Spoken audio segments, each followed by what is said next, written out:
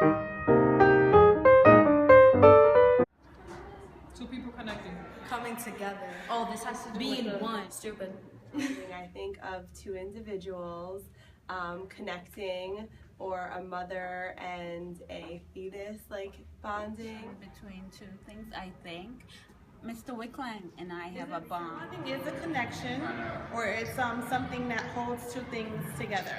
It's when two things come together and like super glue, and they can't be torn apart. That was a really good answer.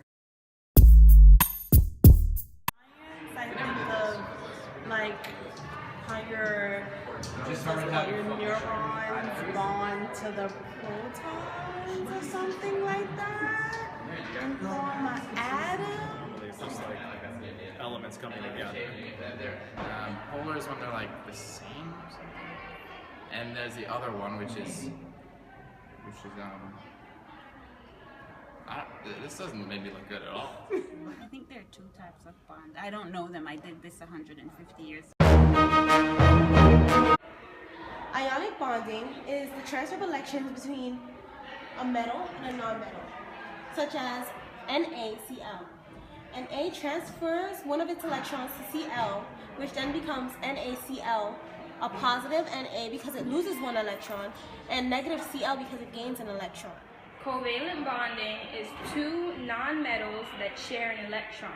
There are two different types of covalent bonding. Polar bonds are when two atoms share electrons unequally. As you can see by this diagram, this bond is polar because they're two different nonmetals. Here is the hydrogen and here is the chlorine. Hydrogen only has one valence electron, while chlorine has 7. Along with polar bonds, there are also non-polar bonds. That is when two atoms are sharing electrons equally. In non-polar bonds, there are things called diatomic bonds. That are when two of the same nonmetals share electrons. So you have bromine and bromine.